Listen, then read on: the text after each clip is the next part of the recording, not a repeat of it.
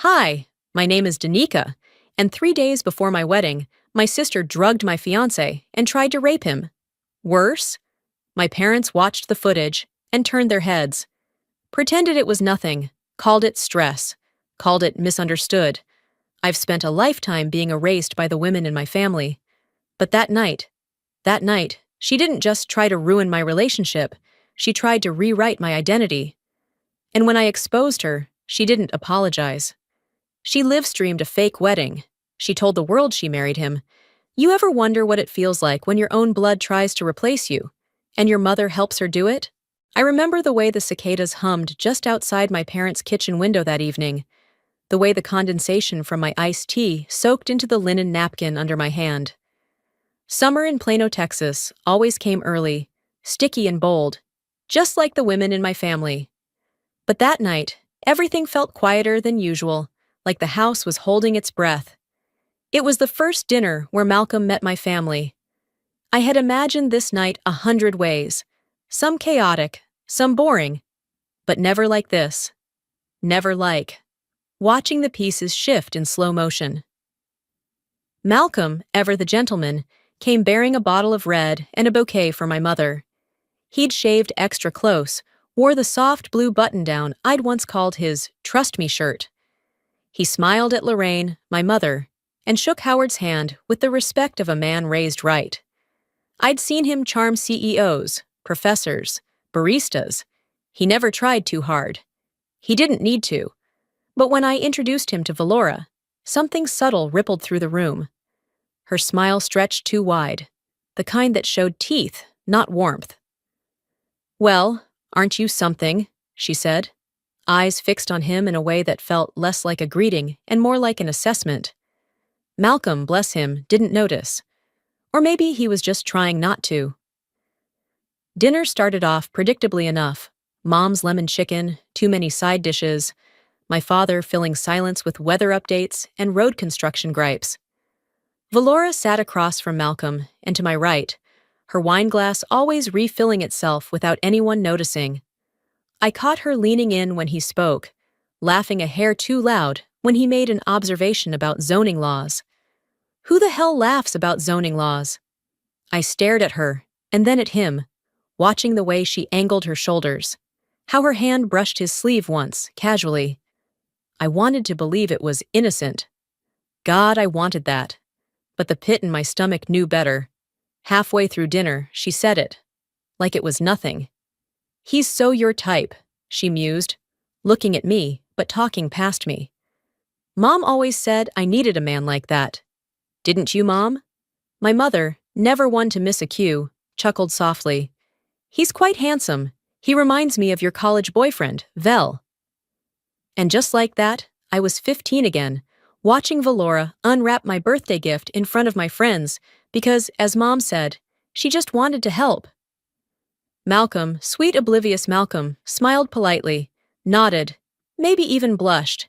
I didn't blame him. He didn't know the terrain. But I knew every trap in this house. Valora caught my eye, and her smile flickered. Not kindness, not even smugness, just confirmation. Like she was saying, "You see it too now, don't you?" After dinner, while the men talked in the den, and Valora scrolled her phone like she hadn't just dismantled my evening, Mom appeared with a small velvet box. "I want you to have this," she said, placing it in my palm like a sacred offering. Inside was a pearl necklace I recognized instantly, one Valora had worn at her engagement party 5 years ago. "Your sister wore it when she got engaged. It's tradition." I didn't move. My fingers didn't even twitch. Malcolm leaned over and whispered, "It's beautiful." I nodded, but inside, something cracked. This was supposed to be my moment, my life, finally stable. And yet, somehow, she still managed to own the room even when it wasn't hers. It wasn't a gift. It was a claim, a signal. My mother didn't say, "I'm proud of you." She said, "Wear your sister's past like it's your future." On the drive home, I kept my eyes on the road, the headlights stretching out into the dark like answers I couldn't find. Malcolm rested his hand gently on mine, unaware of the war raging inside me. "Your family seems close," he said. "Closer than I remember," I replied, forcing a smile he couldn't see in the dark. That night, lying in bed, staring at the ceiling, I thought about Valora's hand on his sleeve, the way her eyes never left his face, the way my mother's voice curled around tradition like it was a favor instead of a chain. "When someone shows you who they are," I whispered, "believe them the first time." Maya Angelou wasn't wrong. I'd just spent a lifetime pretending she didn't mean me. That night, I should have trusted my gut. But instead, I smiled and said thank you. It was 2:17 a.m. when the buzzing started. Soft at first, like a mosquito brushing against the edge of a dream, but persistent. Malcolm's phone, face down on the nightstand, lit up once, then again. I shifted under the sheets, the air too still to ignore it. He reached for it fast, too fast, angling the screen away from my eyes. That tiny flick of his wrist said more than any message ever could. I didn't speak right away. Years of holding my breath had trained me well, but my instincts were louder than sleep. "Who was it?" I asked, voice hushed but steady. Malcolm hesitated, just long enough to confirm my worst suspicion. "Your sister," he said, rubbing his temple like the sentence gave him a headache. She sounded off. Upset, maybe. I sat up, heart thudding in that way it does when something invisible hits too close. "Play it," I said. He opened the voicemail and held the phone between us. Valora's voice slurred slightly, half-whispered and soaked in feigned vulnerability.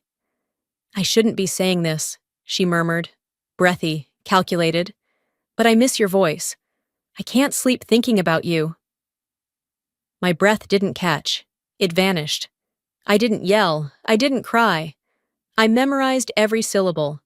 Malcolm looked at me like he expected a reaction. I gave him none. Because in that moment, something ancient in me reawakened. Not fury, not betrayal. Precision. I turned away and lay back down, eyes wide open in the dark. The next morning, after he'd left for work, I sat at the kitchen table with my coffee untouched, staring at the phone like it might offer answers. I didn't dig, not yet. I waited. Later that night, after dinner, I asked to check his messages. Not in anger, but out of agreement. He handed it over without protest, maybe thinking that cooperation would ease the blow. It didn't. There it was. A text from Valora, time-stamped an hour after her voicemail. "Sorry about last night. Guess I had one too many. Don't tell her." Below it, a photo, a mirror selfie. Her shoulders bare, her robe loose, her smirk obvious. She wasn't drunk. She was surgical. I stared at the screen until it blurred. Not from tears, but from focus. She didn't want to steal him. She wanted to be seen trying. It was a performance meant for me, a middle finger wrapped in satin. I looked up at Malcolm, who'd been nervously pacing the living room. "I didn't respond," he blurted. "I didn't even open the message." "You didn't delete it either," I said quietly. He stopped moving. "I didn't want to cause a scene." "If she had kissed you," I asked, more curious than angry, "would you have told me?" He opened his mouth, then closed it. That pause said everything. I handed him back the phone. Not all red flags wave. Some just sit there, folded nice and neat, waiting for someone to open the closet. He nodded slowly, not agreeing, but understanding he was now a character in a different story than he thought. The rest of the evening passed in silence. Not tension, strategy. That night, I sat at my desk, staring at my planner, flipping pages not to schedule, but to timeline. 1 week ago, the dinner. 1 voicemail, 1 selfie, 1 growing pattern. Valora didn't want him. She wanted to own whatever I had. And what she couldn't own, she'd rather destroy. I didn't call her. I didn't scream into a pillow. I didn't warn Malcolm to stay away. I didn't need to. From that moment, I stopped being her sister. I became her shadow. 2 days had passed since Valora's voice filtered through our bedroom in the middle of the night, whispering lies meant to sink deep.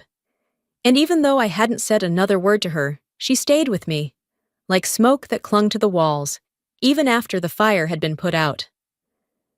I sat in the corner of my studio, the only window open, the humid Texas air creeping through the cracked frame. My journal lay open on my lap, pen hovering above the page, but my thoughts refused to settle into language. I wasn't writing to sort it out anymore. I was writing to track the evidence. Malcolm had tried to make things feel normal, but normal isn't something you can pretend back into existence once it's been punctured. He made us dinner the night before. Chicken marsala, bless him. But his eyes kept darting toward me, waiting for me to snap or scream or unravel. Instead, I said nothing. That, at least, I knew how to do. "You and your sister must have fought a lot growing up," he'd said between bites, trying to find footing in a conversation he didn't realize was a minefield. "Not really," I replied, folding my napkin slowly. "I just learned to stay quiet." And then it came back. The first time I realized silence wasn't safety, it was survival. I was 12, Valora 16. It was the middle of May, and someone's gold bracelet had gone missing from my homeroom at school. I remember the panic in the teacher's voice, the way she kept looking toward me, like she already knew. I didn't understand until she asked me to open my backpack. There it was, nestled beside my math book. I knew I hadn't put it there. I cried. In front of the whole class. I swore I didn't take it, begged them to check with the other girls. Valora had been in the school that day, some club meeting. I saw her by the lockers after. She didn't look surprised. She didn't look concerned. She just shrugged when I told her.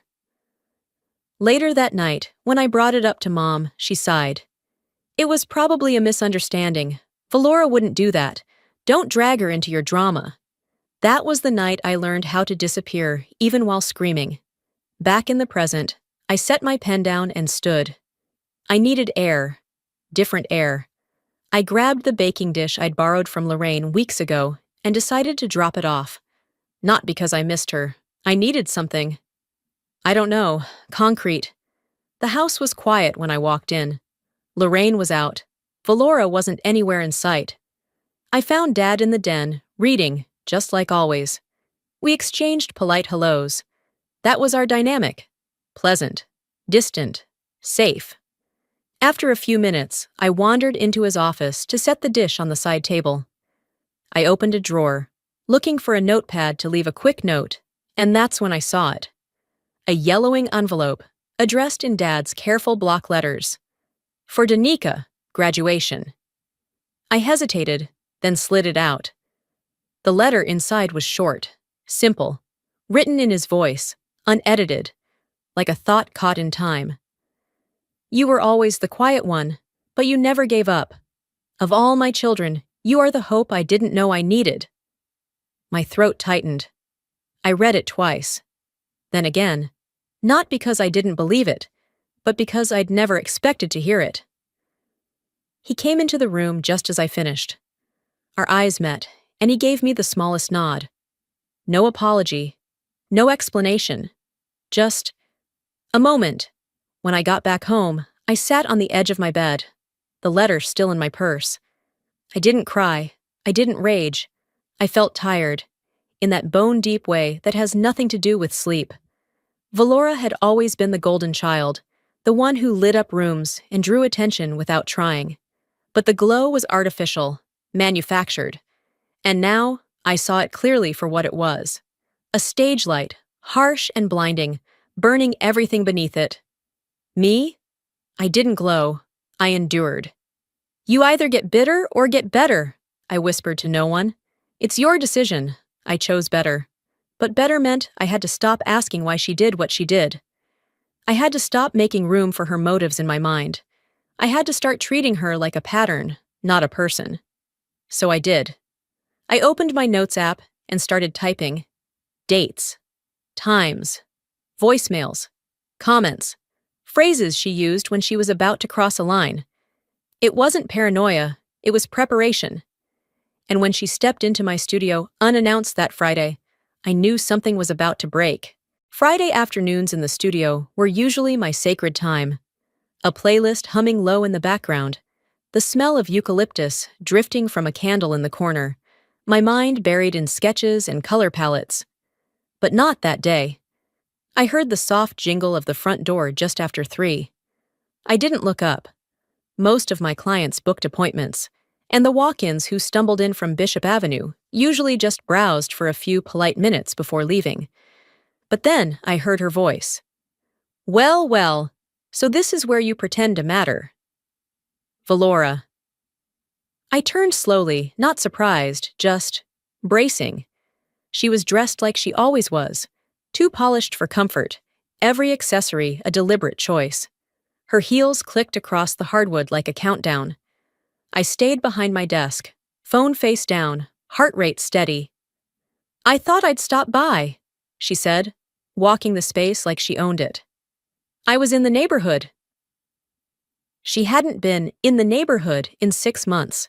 The last time she came anywhere near my business was when she told Mom it was cute, in a hobby kind of way.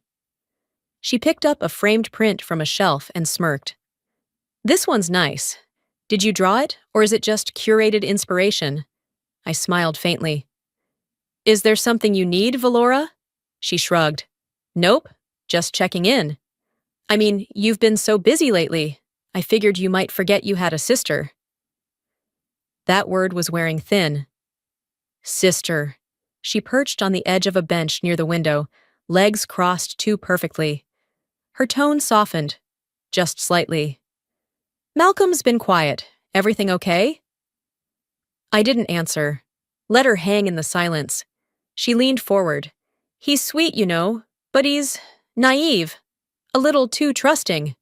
I didn't flinch. Instead, I reached over to adjust my smartwatch. One tap under the desk. Recording started. "I'm just saying," she went on, "if it ever falls apart, you should know he and I have a certain chemistry. I mean, come on, you saw it." She was baiting me, carefully, methodically.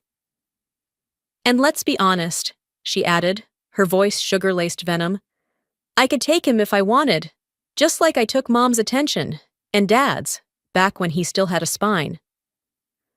The words hit me harder than I expected. Not because I believed them, but because she did.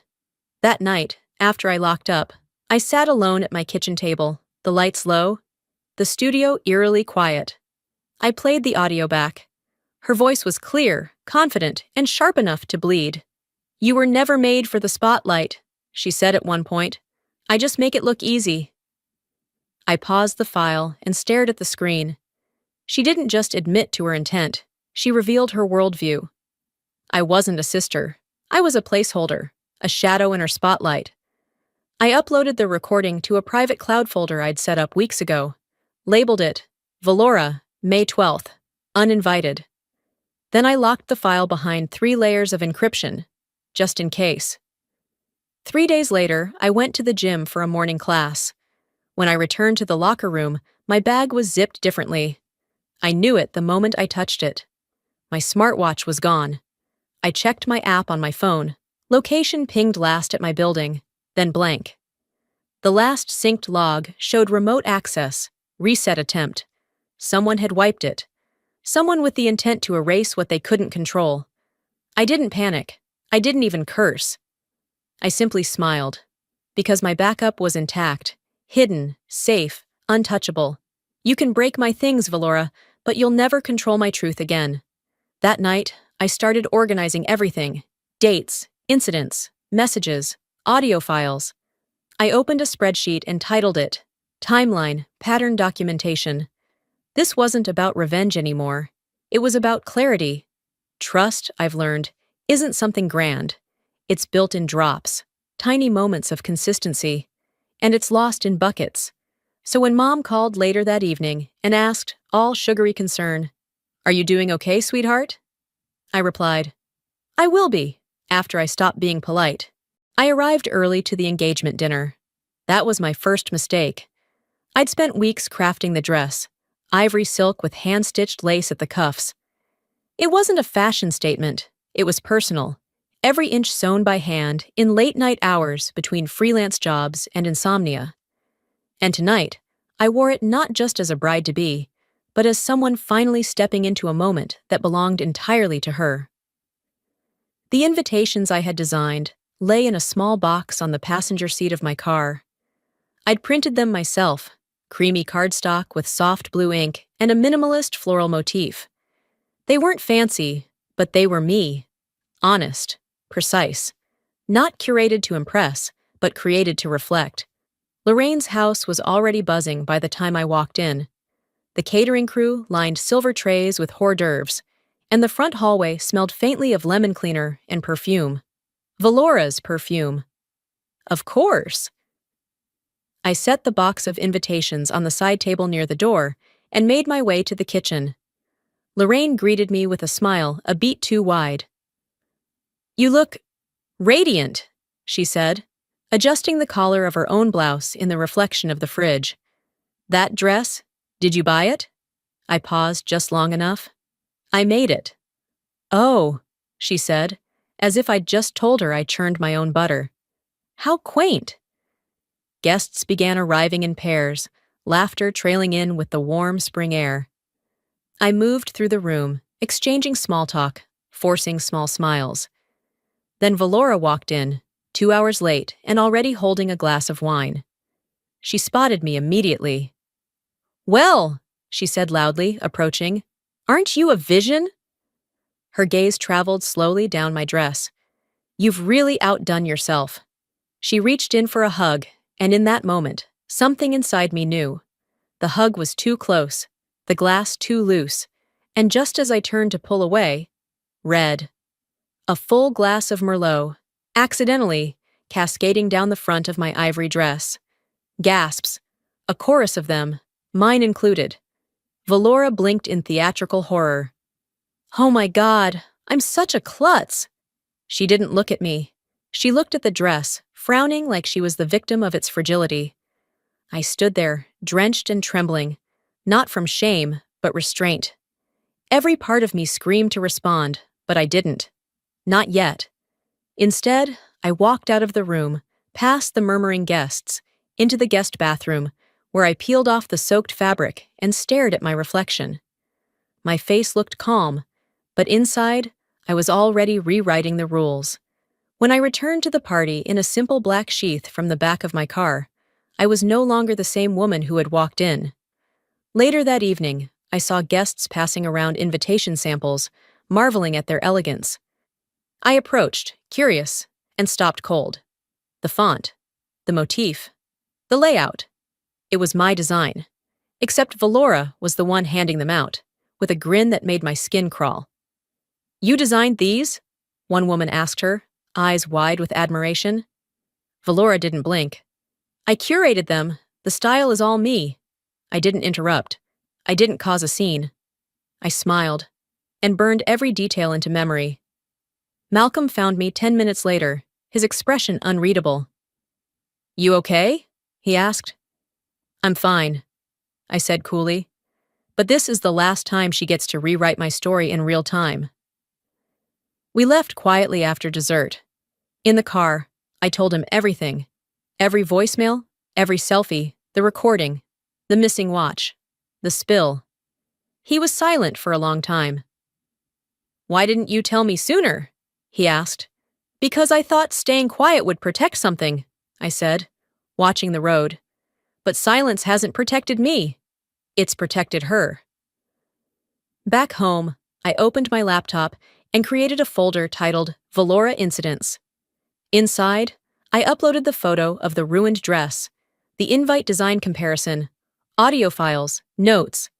I tagged each with time, date, context. It was no longer about protecting peace. It was about documenting war. I should have left after the wine, after the dress, after she passed off my designs like her own, but Lorraine insisted. "It would look strange," she said, "if the bride doesn't stay." So I stayed. One night, one guest room, one final chance to pretend this family wasn't held together by secrets and staged smiles. The air in the Mayfield home that evening felt heavier than usual. The kind of quiet that wasn't peaceful. It was loaded. I caught hushed voices in the kitchen as I passed by on the way to the guest room. I paused, barely breathing, the kind of stillness you learn when the truth is hiding behind walls. "If you're going to do it," Lorraine whispered, "do it clean. I don't want to see blood." Valora chuckled, low and smug. "You won't. Just a little character bleed." The world tilted, not because I hadn't suspected it, but because I had, and still hoped I was wrong. I backed away slowly, pulled my phone from my robe pocket, and tapped record. My mother wasn't just ignoring Valora's tactics, she was greenlighting them. Back in the room, I replayed the recording. Lorraine's voice didn't shake. Valora's sounded amused, like she was discussing wardrobe options, not sabotage. My mother didn't just protect her, I whispered to myself. She sanctioned the war. That realization didn't shatter me. It clarified me. I waited until after dinner to approach Lorraine. The house was winding down, guests gone, Valora up in her old room, scrolling through whatever she used to feed her delusions. I found Mom in the den, polishing a wine glass like she was trying to erase the fingerprints off her legacy. "Is there anything I should know?" I asked, keeping my voice measured. She looked up slowly. "About what?" "About what Valora's planning. About what you said earlier in the kitchen." A beat. Then, effortlessly, she slipped back into her script. "Danica, you're imagining things. It's stressful, I get it. But don't make the family look divided in front of guests." I exhaled through my nose, nodding. "You do realize what she's done to me, right?" "She's your sister," she said, firm. "And you're blowing this out of proportion." "She's not my sister," I replied. "She's a storm with perfect nails." Her jaw tightened. "This isn't about your hurt, it's about our name." That was it. That was the sentence that told me, in no uncertain terms, that I was no longer a daughter. I was a headline risk. I turned away, no longer interested in hearing how my silence served them. But it didn't end there. Later that night, as I folded the spare blanket at the foot of the bed, Lorraine entered the guest room and closed the door behind her. Her smile was gone. "If you ruin this wedding," she said, "you'll embarrass the entire family. Think carefully." It wasn't a threat. It was policy. I looked her dead in the eye and spoke without flinching. "If silence is all this family respects, I'll become your quietest nightmare." She didn't answer. Just walked out, as if I'd confirmed her fears. The next morning, I didn't wait for coffee or pretense. I packed my things in under 10 minutes and drove home. As soon as I got in, I poured myself a glass of water, sat at the kitchen table, and pulled out my laptop. I opened a secure folder, labeled it Family Interference, and uploaded the recording from the hallway. I added a note. Mayfield Home, Kitchen, Thursday, 9:46 p.m. Then, I drafted an email to my attorney, attaching the audio. Subject, Documentation, Escalation. I didn't feel like a victim. I felt like a historian. I stopped asking why they didn't protect me. I started documenting why I had to protect myself. It started with a ping. Malcolm was in the kitchen, pouring coffee, when his phone buzzed on the counter. A quick glance, and I could tell by his stillness that whatever it was didn't sit right. He handed me the phone without a word. The subject line read, "You should know who you're marrying." The email was from a generic Gmail address. No name, no signature. Just a paragraph of poison and a doctored clinic receipt. It claimed I'd had an abortion years ago after cheating on someone. The tone was smug, clinical, cold. I didn't flinch. I didn't need to. "She's not even hiding it anymore," I said, scrolling through the message, spotting the poor photoshopping around the clinic logo. "She's getting sloppy." Malcolm leaned against the counter, arms crossed. "This is insane." "It's Valora," I said flatly. He nodded, silent, not because he doubted me, but because he knew I was right. Later that afternoon, I called a tech-savvy friend of mine, someone who owed me a favor and knew how to trace digital footprints without triggering alarms. Within 2 hours, he'd pinged the origin of the email, a public IP near Valora's condo. I printed everything: email, headers, screenshot of the receipt, and slid it into my evidence binder. I wasn't angry. I was assembling. That evening, over dinner, I showed Malcolm the packet. "You believe me, right?" I asked quietly. "Of course I do," he said. "But I'm stunned she'd go that far." I set my fork down. That wasn't her going far. That was her going public. The next day, Lorraine called. I could hear it in her voice before she spoke, tears barely hidden. "How could you accuse Valora of sabotage?" she asked, trembling, "while she's still grieving her miscarriage." My brain paused. "What miscarriage?" "She told us everything," Lorraine sniffled. "About the baby, about the man who disappeared.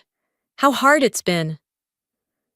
My breath caught, not from sadness, but from disbelief. Valora had told the family she was pregnant, that the father had ghosted her, that she'd lost the baby from stress. And she hadn't said Malcolm's name, but she didn't have to. "She's not just trying to take him," I murmured after hanging up. "She's building a world where she already had him." It was diabolical, brilliant in its twisted way. I pulled the fabricated clinic receipt from my binder and scanned it again. Then I printed a second copy, wrote a note across the top in sharp black ink, and mailed it to Lorraine. If she lost a baby, it wasn't to grief, it was to Photoshop. Then I sat down and opened a new document. Title: Libel and Harassment, Valora Mayfield. I began outlining the timeline: emails, phone calls, false claims, character defamation. I highlighted every point that crossed a legal line, because I wasn't just going to react anymore. I was going to prepare. Truth doesn't scream, it files quietly. By evening, I had a folder on my desktop labeled Pre-Wedding Insurance. Inside it, PDFs, images, transcripts, contact sheets. I saved a draft statement titled, "In case this reaches the press." It wasn't paranoia. It was protection. She used lies to control the family. I'll use truth to destroy her legacy.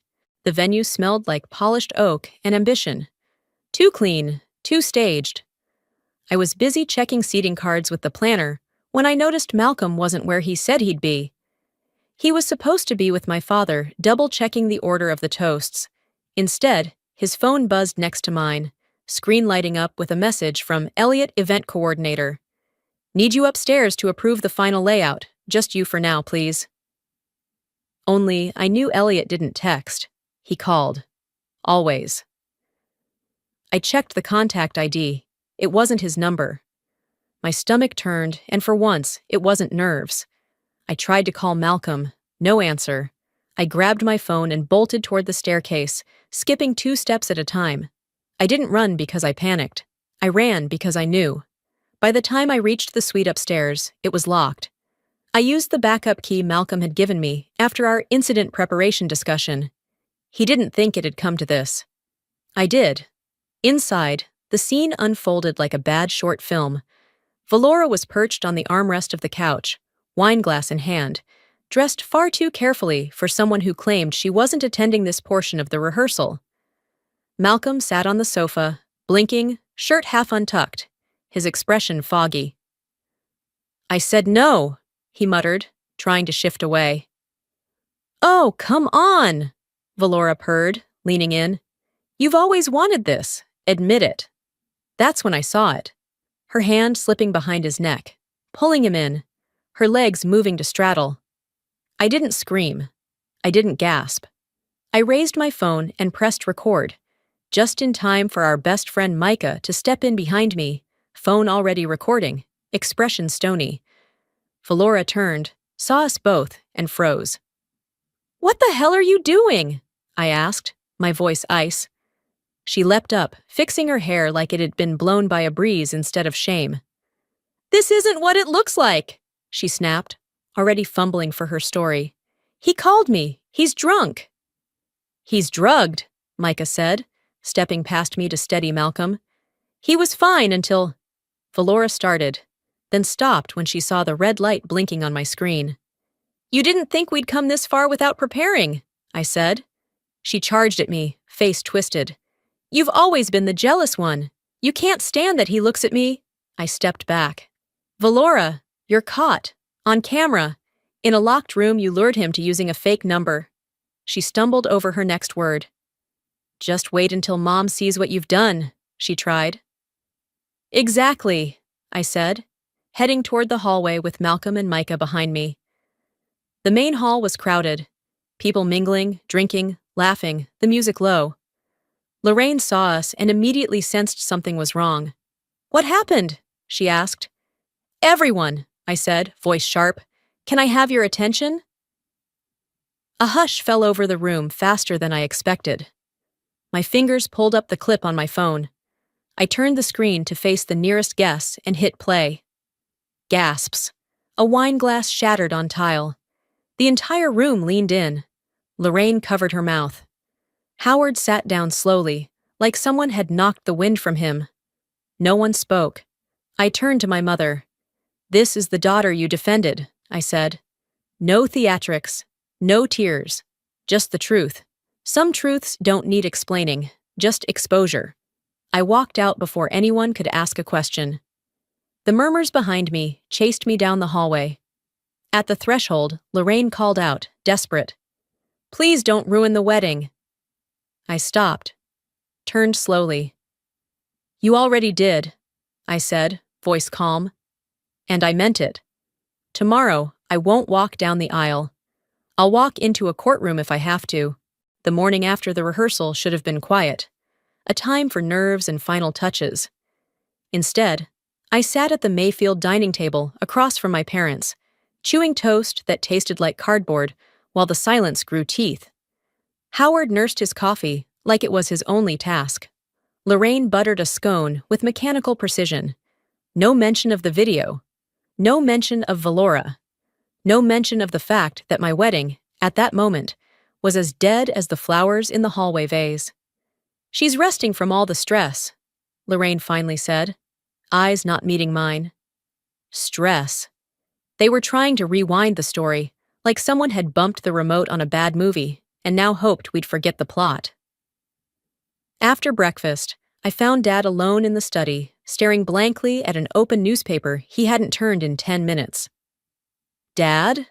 I said, quiet. Are you going to say anything about what you saw? He didn't flinch, just folded the page and looked straight ahead. Your mother's worried about the family reputation. That was all. A lifetime of being the good daughter, the quiet one, the fixer. And this was the payoff. Lorraine cornered me near the back hallway an hour later. You need to drop this, she hissed. You already embarrassed us once. Don't push it further. I stared at her. I didn't embarrass you. Your loyalty to a lie did. She didn't respond. She didn't need to. Her silence screamed. Even silence can be violent when it comes from someone who should protect you. I drove back to my apartment mid-afternoon. Malcolm was out handling logistics we both knew no longer mattered. The wedding was off, officially or not. We just hadn't sent the memo yet. As I turned the key to my front door, I noticed a small padded envelope on the welcome mat. No return address. Just my name, handwritten in blue ink. Inside was a flash drive and a sticky note. I saw it all. You're not alone. Gloria Gloria. Our housekeeper for over a decade. The one who blended into every family event, always present, never loud. I plugged the drive into my laptop, and there it was. Hallway footage from the rehearsal suite, captured from a nanny cam mounted discreetly near the ceiling. The video showed Valora entering the suite, alone, pulling something from her clutch and stirring it into a glass. Then Malcolm entering. Then everything, from a new angle, undeniable. That night, I returned to Lorraine's house. Alone. I waited until she was in the sunroom, folding napkins for a brunch that would never happen. I placed the flash drive on the table between us. This is from Gloria, I said. She didn't touch it, just stared at it like it might explode. You have a decision, I said. You can pretend again, or you can admit you chose the wrong daughter. She watched the screen as the footage played, her lips pressed into a tight line. Not shock, just inconvenience. When the video ended, she looked up and said, "Do what you must, but don't ask me to choose sides." I smiled, but it didn't reach my eyes. "You already did," I said, "and it was never mine." Before she could speak, I walked out. The next day, I asked Gloria to meet me at a quiet cafe. She looked older than I remembered, not by age, but by weight. Years of seeing and saying nothing. "You didn't have to do that," I said softly, sliding her a cup of coffee. "Yes," she said steady. "I did. I stayed quiet for years. But you reminded me why I shouldn't." I reached across the table and held her hand for a moment. Later that evening, I uploaded both videos, the hallway footage and the original suite clip, to a secure folder and sent them to my lawyer with one line in the email. "Here is everything." The wedding was off, but the reckoning had just begun. It was supposed to be my wedding day. Instead of a white dress, I wore gray slacks and a linen blouse. Instead of makeup and a veil, I had a folder full of legal documentation, timestamps, and 2 flash drives labeled Suite, Primary, and Hallway, Backup. The florist still delivered the arrangements. The caterer still plated hors d'oeuvres. The guests still arrived, dressed in pastel and pearls, oblivious. At 11 a.m., I walked into the main hall alone. The chatter slowed as I passed table after table of familiar faces, pretending they hadn't watched my sister try to destroy me in high definition 2 nights earlier. Some avoided my eyes. Others offered tight smiles. Lorraine was near the front, standing rigid by the altar, nodding politely to guests, like she was hosting a charity auction instead of a train wreck. "Before any vows are exchanged," I began, my voice calm, my tone stripped of emotion, "there's something you all need to see." I clicked the remote. The projector flickered to life behind me, and I let the truth play. Gasps rippled through the room. A woman dropped her champagne flute. One man muttered, "Jesus!" under his breath. The footage was unedited, start to finish. No music, no captions. Just Valora, Malcolm, the spiked drink, the confrontation. Micah's voice. My hand holding the second camera. The moment her face twisted when she realized the walls were watching. Halfway through, Valora bolted from the back corner, where she'd tried to sneak in unnoticed. Lorraine didn't move. She just stood there, white-knuckling the back of a chair, pale as the lilies on the altar. When the clip ended, I said one thing. "Now you know why this wedding cannot, and will not, happen." Then I walked out. The venue staff knew not to follow. By dusk, word had spread faster than RSVP cards ever could. I didn't post anything, didn't explain, didn't owe anyone that. But Valora, as expected, did. That night, someone tagged me in a video on Instagram. I clicked out of curiosity more than spite. Valora, in full glam, sat by a window with soft candlelight and romantic piano music playing low in the background. A slideshow rolled behind her. Images of an empty wedding aisle, a bouquet on a chair, a dress hanging on a door. The caption read, "Thank you for all your love and support on our big day."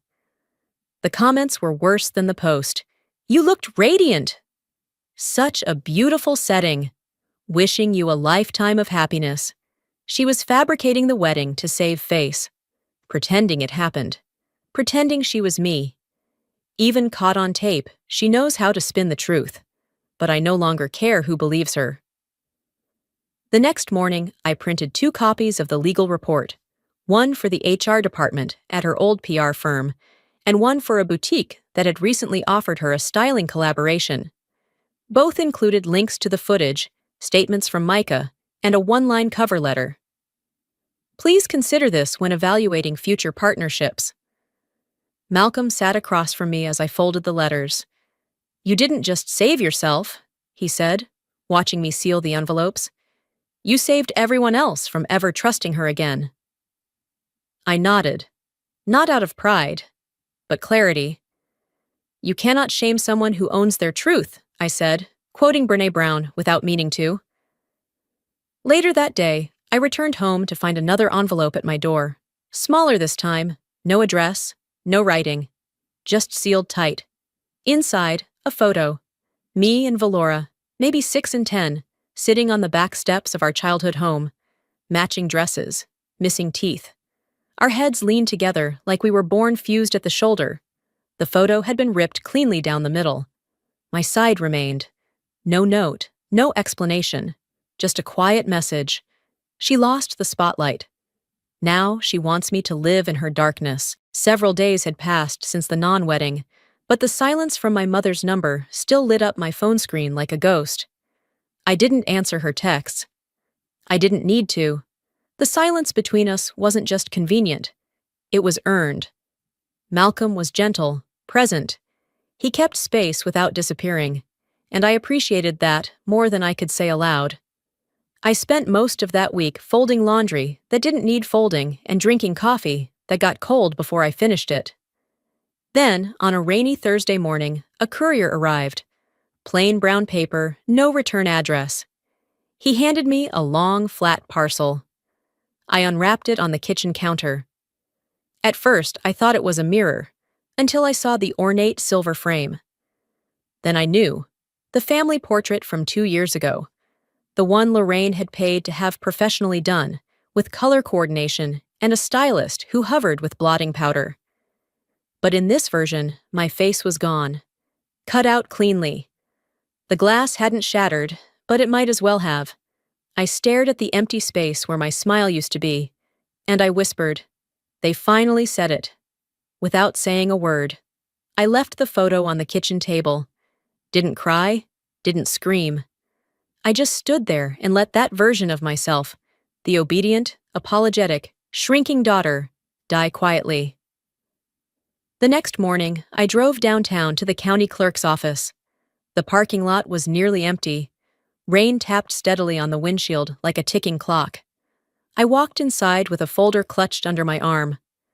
The woman at the desk didn't ask questions.